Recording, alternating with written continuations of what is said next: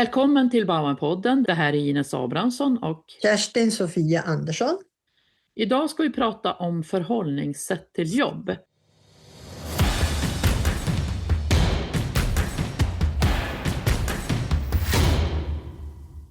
Jobbar vi för att kunna leva eller lever vi för att jobba? Om jag ska hårdra det. För så är det många som ser på jobbet. En del tycker att jobbet är i och för sig ganska tråkigt, men man gör det för att man ska kunna ha kul på fritiden, medan andra blir helt ockuperad av sitt arbete. Jo, och det frågor som jag får upp vad det gäller arbete, det är ju oftast när det har hänt saker, när det är någonting som är svårt och när stressen är hög i det sammanhanget som rör arbetet. Och då vill man ha råd hur man ska hantera den här situationen i arbetssituationen, om jag så säger. Mm. Så det är de frågor som jag tänker på när vi nu tar upp det här. Ja, och också hur man på något vis tror att jobbet är en arena där inte privatlivet påverkar och vice versa. Det har jag tänkt på många gånger när jag har suttit som ledare då, så ska man prata om saker och på något sätt ska man begränsa sig till arbete, men det är ju en utopi. Mm. För det människor har med sig in på jobbet kommer ju naturligtvis att påverka hur det funkar på jobbet också. Och man kan inte begära att en människa ska gå på plus minus noll-läge eller på plusläge hela livet, utan livet innebär up and downs. Sorg och besvikelse, separationer, glädje, förälskelser, allt vad man har på livets stig.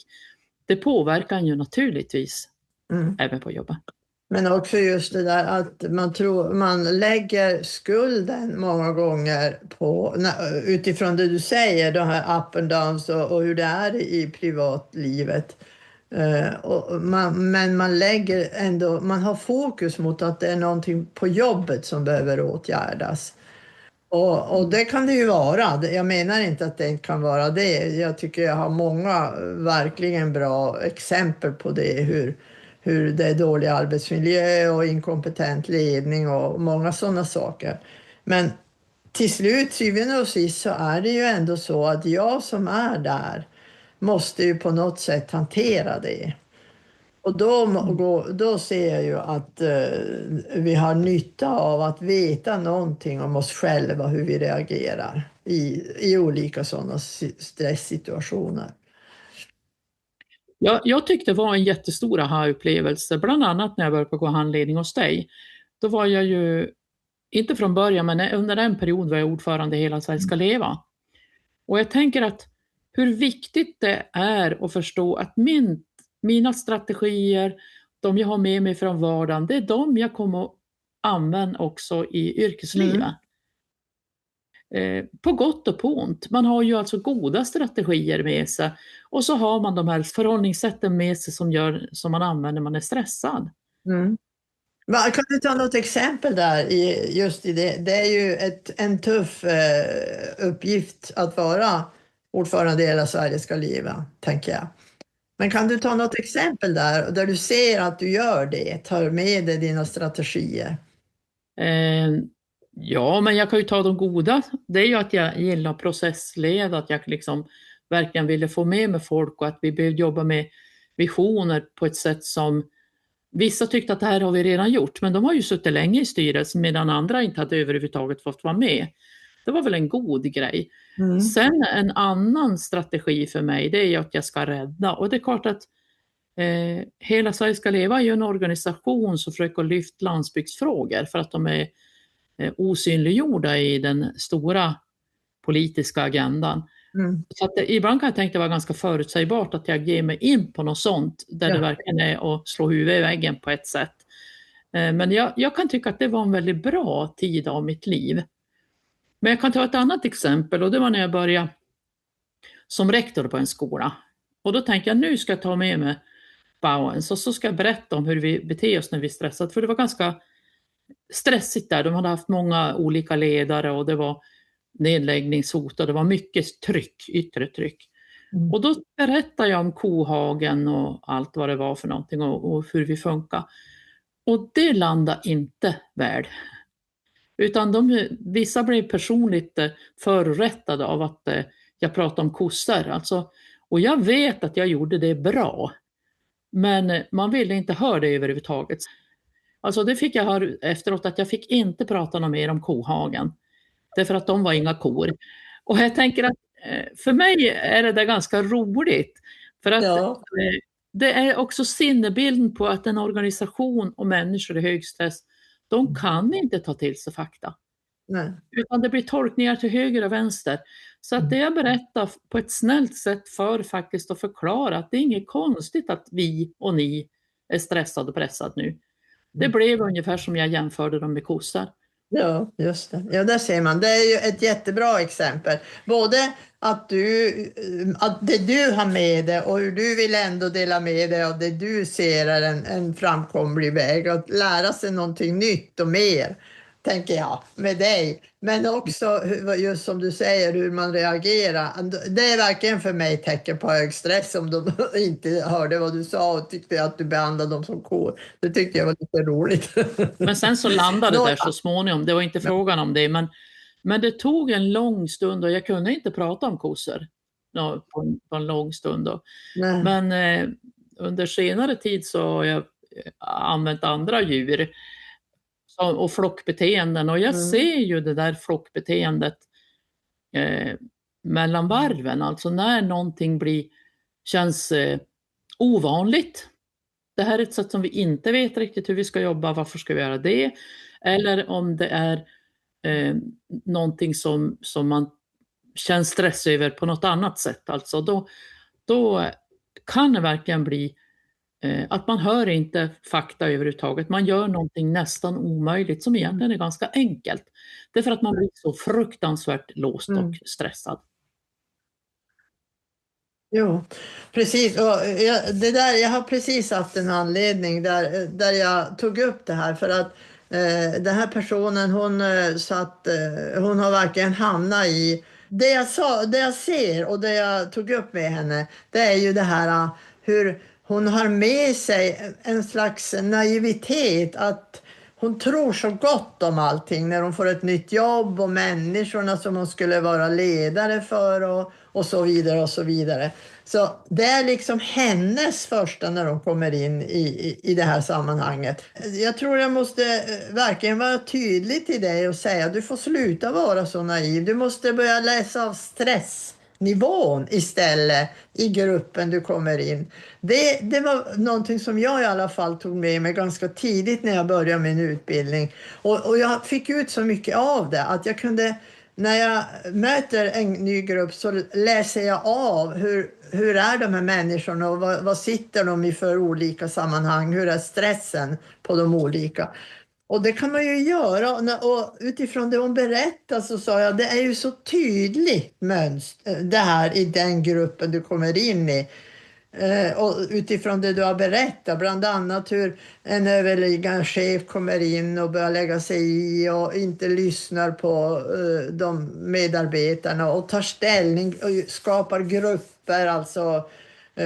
Och det är ju en oro hos den här människan som då är hennes överordnade, att hur det här ska gå. Så bara det var ju, tycker jag, ett så tydligt tecken på att i den här organisationen är stressen hög nu. Och hon hade liksom aldrig tänkt alls i de banorna, utan när hon kom in där så hade hon med sig utifrån sitt sammanhang.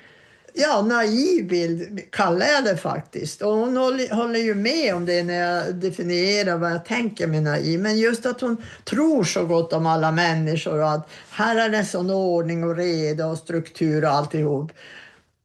Ja, vilken arbetsplats är det på? Ja, det kan ju vara så, men i det här fallet var det ju så tydliga mönster. Att börja tänka att när man kommer in som ny, men även när man har varit anställd länge och det börjar hända saker, att man börjar höra hur det pratas bakom ryggen och så vidare och så vidare. Allt det är ju tecken på en förhöjd stressnivå. Och då inte, att just se vad det är och förhålla sig kanske till det lite mera verklighetsförankrat. Och hur i den kraft man försöker bilda pakter. Det är väldigt, Ja, precis. det Just är det. en väldigt bra signal. Om det bildas pakter en hit och en dit. Jag vet på ett ställe där jag jobbade och började då, och det var hög stress där då. Då skulle de ha krismöten om banne med allting. Ja. Och jag sa, ni får ha vilka ni vet ni vill, men inte på arbetstid. För det är inte okej. Jag ser inte den här krisen. Nej. Och inte blev jag väl mer populär just då. Men sen vet jag när jag slutade där, då sa de att vi har känt oss så lugn. Och då tänker jag att även om inte alla gjorde det så blev jag väldigt glad över att de sa det. Och jag tror att det har hur jag hanterar kriser, för det händer alltid kriser Mm. till exempel när man jobbar som rektor. Det är alltid så att man behöver jobba med sånt. Och då tänker jag någonting föll ändå värde ut. Men det är precis som du säger, skvaller är en jättebra signal att det är någonting. Att man paktar, att man ska ha, att man showar upp liksom små händelser till en enorm kris.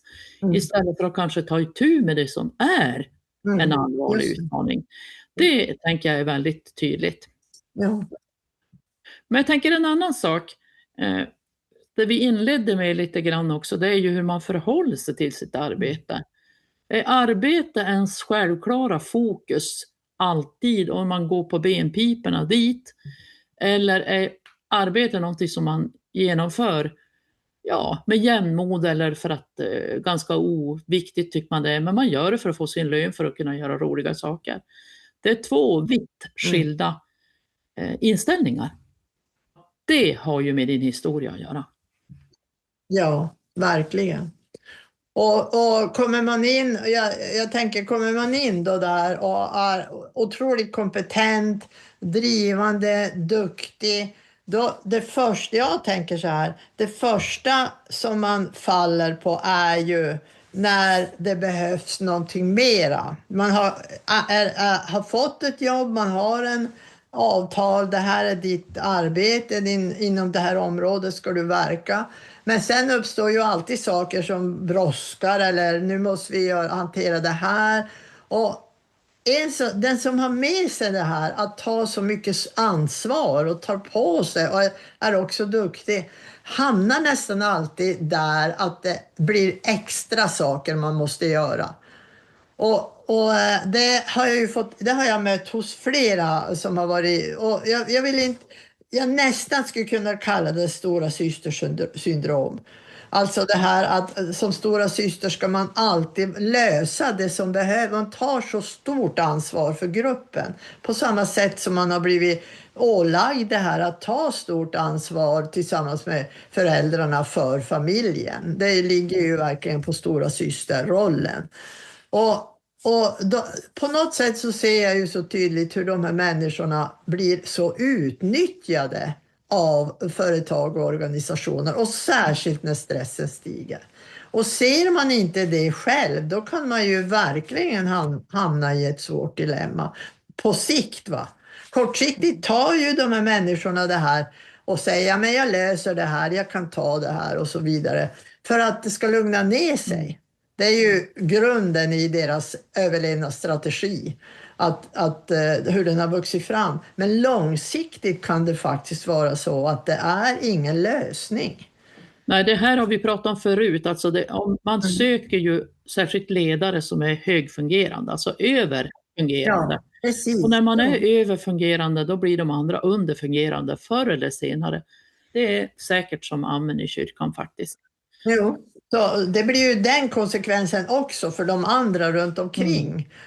Men jag menar, förutom att det blir på lång sikt en svår situation för den som fungerar på det sättet. Och då är det bra att veta vad man har.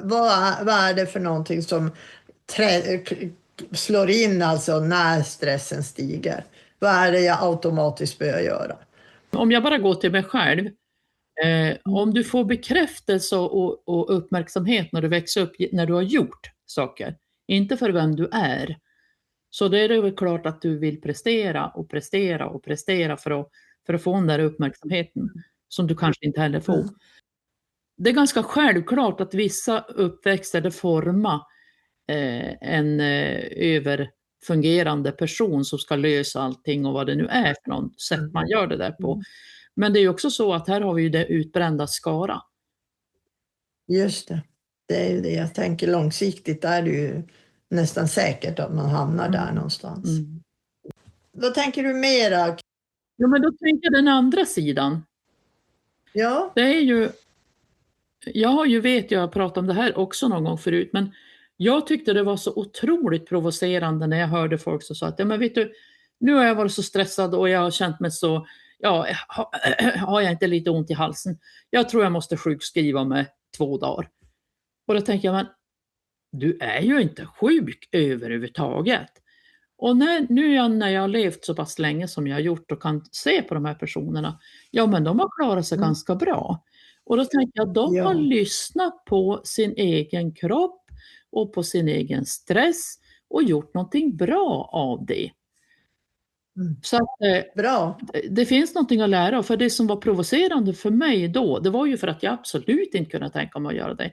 Och nu kan jag se att det var en ganska klok strategi. Och innan du står med näsan tryckt emot väggen och på väg in i den helt, så tar man 1 eller 2 dagar och vila ut. Just det, jag är jätteglad, det var det jag var inne på. Jag tänkte vi måste ta det där också, för det är ju de personerna som klarar sig, verkligen. Och de är också formade i sitt system och sitt ursprungliga sammanhang till att göra det här. Så det är ingen konstigt för dem att göra det här. Vi måste komma ihåg det.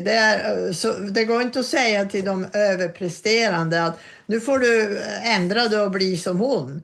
Men däremot så kan man ju ge råd och tips att någon enstaka gång välja bort att vara den som tar på sig det här. Och nu säger du något väldigt viktigt, för när kan man ge råd? Ja, det är ju när de inte är i denna ekorrhjul. För då tar de inte, ingen hör någonting då. Apropå att vara faktaresistent. Nej, jag brukar säga att jag väntar på att de ställer frågan. Vad ska jag göra då? Det är ju det enda. Då hör man. Jag brukar säga det, då öppnar man sig för att ta emot svaret. Det som är så bra när vi får spegla oss i andras historier, och om vi jobbar med arbete till exempel, och när jag får höra någon annan prata om sin situation, så finns det ju saker som jag känner igen och saker som jag inte känner igen. Saker som jag tycker är helt självklart rätt, självklart fel. Och när jag får spegla mig i det, så då kan jag på något sätt, utan att det blir personligt, fundera, ja men är det så självklart att man ska göra precis som jag har gjort, eller är det så tokigt att göra sådär? Alltså man får en annan perspektiv när man lyssnar på någon annan och deras historiebeskrivningar och beskrivningar av aktuella händelser kan det vara som är kopplat till deras system. Jag tänker att och vidga perspektiven är ju så otroligt viktigt. I alla fall har det varit det för mig. Ja, men det är det. Jag anser att det är det. Och det ger ju, jämt ser man ju sådana råd att försöka vara mer i sociala sammanhang. Alltså möta människor helt enkelt i olika. Och särskilt nu för äldre människor också. Att inte sätta sig ensam. När du säger det så tänker jag också, ja men hur har jag gjort? När jag jobbar mycket och haft väldigt mycket, då har jag ju inte överhuvudtaget varit social på något annat sätt.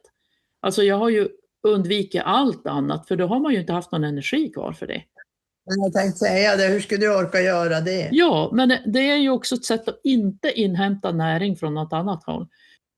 Men jag anser i alla fall under tiden när jag har jobbat så mycket som jag har gjort, så har jag ju mött så många människor i arbetet, och det har jag med mig någonting som jag tänker som rör mig. Va? Alltså även i jobbet möter man ju människor som kan ge en olika perspektiv. Jo, fast det är inte riktigt det jag pratar om, utan jag pratar om det här som man faktiskt kanske tycker om, men man väljer bort. För man orkar inte, eller man...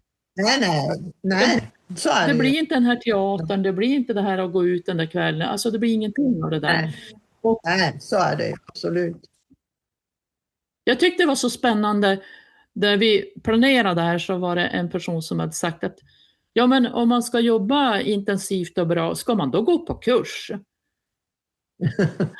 Ja, men, nej, men det hon menar, det var faktiskt att det var två helt olika saker. Hon tyckte att hon nästan inte gjorde rätt för sig att vara, när hon gick kurs. Exakt. Ja, medan att jobba hårt för henne, det var ju att vara någon annanstans. Jag brukar säga så här, när vi börjar en grupp, att när jag har tagit emot alla frågorna från deltagarna, då brukar jag säga, det här är nu dagens agenda.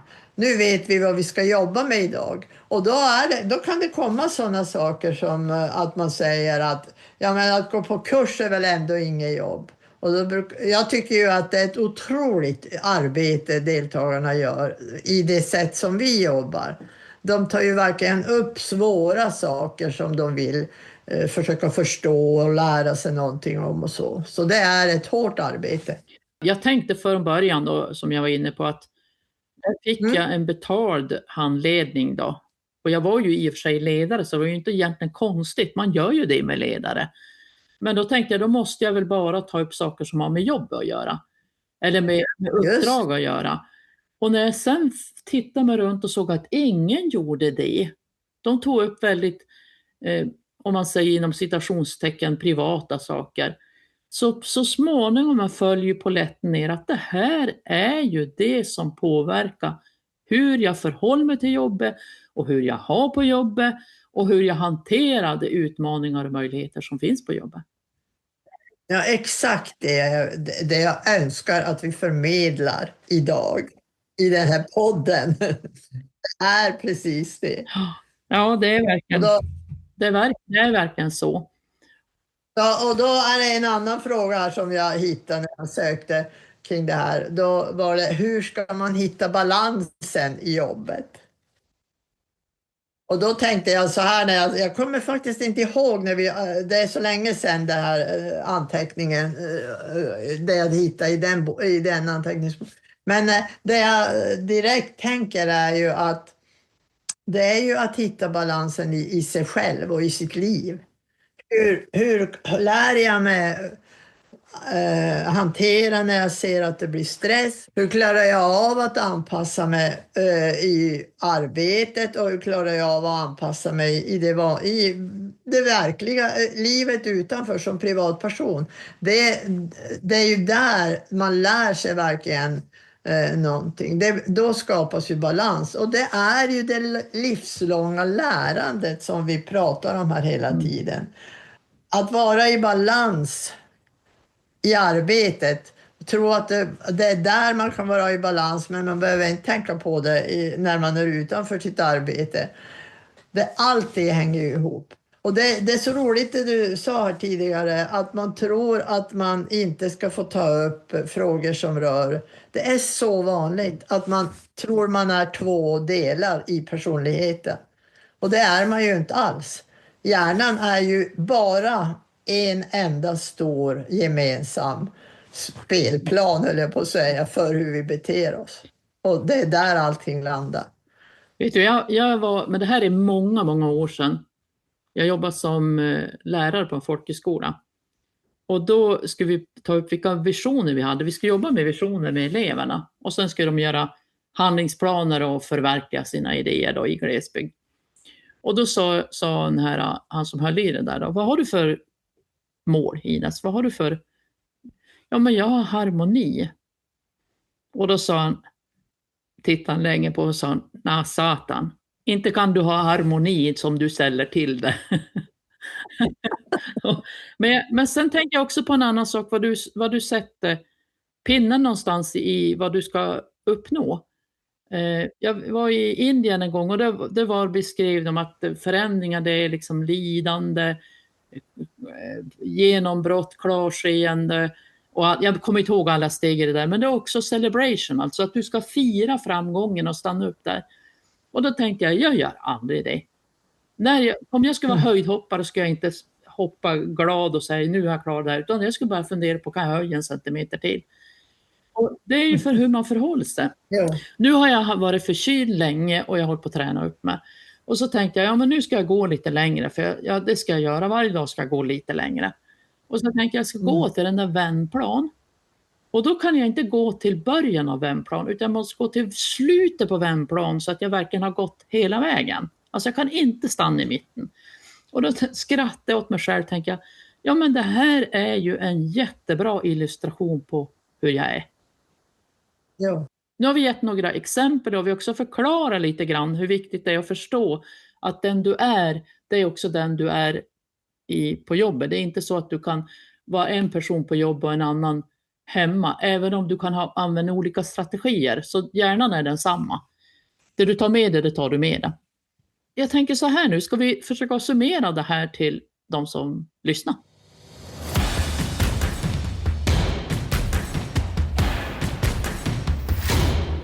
Okej. Ja, du gjorde ju en jättebra summering nu tycker jag. Men en sak skulle jag vilja lägga till, och det är för att jag möter det så ofta. Och det är, jag börjar säga det till de här stora systrarna, överambitiösa, som tar så tungt ansvar och är så kompetenta. Kom ihåg att det är de som utnyttjas.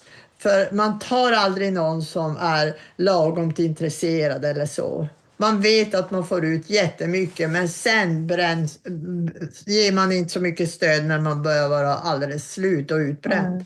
Så lär er det. Att inte vara för ivriga i alla de här, där alla behöver jättemycket insatser. Sen tror jag också att vi har fortfarande här kvinnligt manlig norm. Och nu tar jag ett exempel till, och det var när jag jobbade med utveckling på plats, alltså ett regeringsuppdrag och höll till på Länsstyrelsen i Norrbotten. Och då skulle vi ta fram pilotprojekt, alltså det som var utöver det andra, som var ännu bättre. Och då sorterade vi fram ett gäng företagsansökningar. Så vi hade kriterier att det ska funka, det ska vara innovativt, det ska fungera även utanför Sverige och så vidare då. Och när vi sorterade där så hamnade alltid några mäns förslag och beskrivningar högre än kvinnornas. Vi resonerade om det där och så sa jag till mina kollegor då, nej men vet ni, det här måste jag gå hem och sova på. Vi kan inte ta det här beslutet nu. Och när jag kom hem, vet du vad jag kom fram till, Kerstin? Nej. Det jag kom fram till, det var att i mig var det så otroligt skarpt inrutat att mamma har alltid klarat sig. Ja. Så att jag hade det med mig att morsan hon fixade det här ändå. Och när jag kom på det, då insåg jag bland annat att det var några kvinnor jag tror det var Älvsbyn, som sa att det behövs inte mer händer i vården, det behövs bättre metoder. Och så tänkte jag, inte det här innovativt? Jo, det är det. Är det någonting som fungerar internationellt? Jo, det är det. Och då börjar hela min hjärna att klassificera på ett annat sätt. Så då insåg jag det att, apropå det här med stora systrarna, jag tror också att vi är färgade av att kvinnor ska ta mer ansvar för helheten. Faktiskt. Vilka råd ska vi ge? Jag tycker vi har gett så mycket råd. Då har vi gett råden att se upp så att ni inte blir utnyttjad. Vad har vi gett mer för råd? Att stressen vi upplever, om man ska försöka hantera stressen på arbetet, så rikta blickarna in mot sitt eget nära emotionella sammanhang. Vad är det där som är så stressigt så att man tycker att det är jobbigt på jobbet? Ja, och vad är det du känner igen? I hur du själv agerar och hur andra agerar. Vad är det du känner igen som är jobbigt? Men jag tror vi stannar där, och så hoppas vi att ni som lyssnar kom in med fler förslag och idéer på vad vi ska ta upp för ämnen. Vi vill också tipsa er om att kommunicera med oss via Bauernpodden, vår Facebook-sida, eller via våra hemsidor kerstinsofia.se eller ines.se. En annan bra sida som är bra att gå in på, det är bauernforum.com, och de har också en Facebook-sida med samma namn. Tack och hej! Tack och hej!